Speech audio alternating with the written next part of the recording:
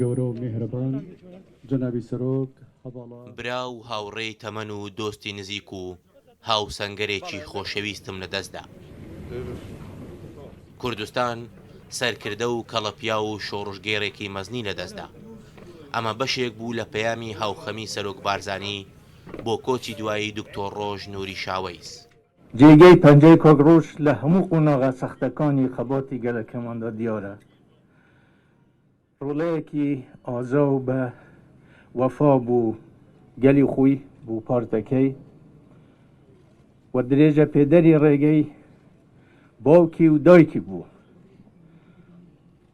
و من دڵنیام کە هەواڵانی کاکە ڕۆژ درێژە پێدەری ئەو ڕێبازە دەبن و خەبات دەکەن لە پێناوی ئەو ئامانجەی کە کاکە ڕۆژ و زارەها تێکوشەری تر و قارەمانی تر سەریان لە پێناوی دانەوە. کاکە ڕۆژ هەمیشە لە یادمان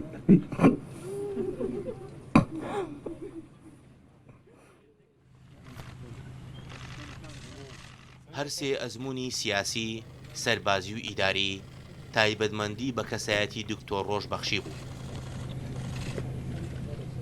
دکتۆر ڕۆژ زیاتر لە نیو سەدا خەباتی کرد، بۆیە پێش بە خاکسپاردنی تەرمەکەی بردرایە بەشێک لەو وێزگانەی کە لە ژیانیدا کار و خەباتی تێدا کردبوو.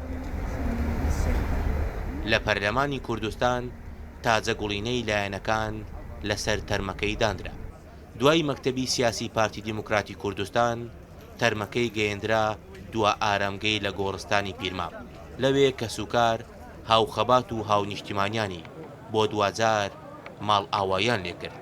دکتۆر بۆ کورد ژیا و بۆ کورد برد، بۆ کوردستان ژیا و بۆ کوردستان مرد. هیوادارم ئەو پەیامە ئەو ڕێبازەی ئەو پیاوە گرتێبەر ببێتە مەدرسەیەک قوتابخانەیەک بۆ گەنجان و جیلی ئایندەی کوردستان تاوەکو ڕۆژی ئازادی دروستکردنی دەوڵەتی کوردستانی. ئەو چ وەسیەتێکی هەبوو هەمیشە پەیامێکی لێوە دەگەیاند. ئەو پەیامە پەیامی ئازادی کوردستانە، پەیامی دروستکردنی دەوڵەتی کوردستان. هەرزوو دوای کۆچکردنی سەرۆکایەتیەکانی هەرێمی کوردستان و عێراق پارت و لایەنە سیاسیەکان هاوخەمی خۆیان بۆ کۆچی دوایی دکتۆر ڕۆژ دەربڕی. سەرخۆشی زۆر هات لە سەرجەم لایەنەکان حیزبەکان چی دەڵێن لە سەمە و پارتی؟ ئەیکێک ئەرکی خۆیانە. پاکڕۆشتان هایی ئێمە نەبووە، ئی خۆشیان بووە ئەوانەی بەرخیان بۆ ئێمە ناردووە، چ لە کوردستان چ لە عێراق. ڕۆژ کەمی نەکردووە بۆ کوردستان و کەمی نەکردووە بۆ عێراقیش. لەبەر ئەوە ئێمە سوپاسیان دەکەین.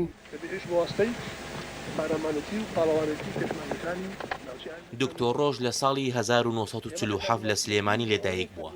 جگە لە خەباتی پێشمەرگایەتی و بەشداری لە شۆڕشەکانی ئەیلول و گوڵان لە ماوەی کار و خەباتیدا بە تایبەت لە دوای ڕاپەڕین چەندین کار و ئەرچی بینیوە. لەوانە پۆستەکانی سەرۆکوەزیران، سەرۆکی پەرلەمانی کوردستان، هەروەها پۆستەکانی جێگری سەرۆک کۆمار و سەرۆکوەزیرانی عێراقیشی وەرگرتووە. هەروەها لە شەڕی داعش ڕۆڵی هەبووە و فەرماندەی میحوەری خازر بوو. سەرۆکی شاندی هەرێمی کوردستان بوو بۆ گفتوگۆ و دانوستاندن لەگەڵ بەغدا بۆ پرسی گشتپرسی سربەخۆیی هەرێمی کوردستان. دکتۆر ڕۆژ لە تەمەنی گەنجیدا ژیانی ژێردەستەیی قبوڵ نەبوو، بۆیە خاک و نیشتیمانی جێهێشت و چوو بۆ ئەوروپا. لەوێ ژیانی ئەوروپای جێهێشت و ژیانی شاخی هەڵبژارد و هەر لە گەنجی بوو بە پێشمەرگە.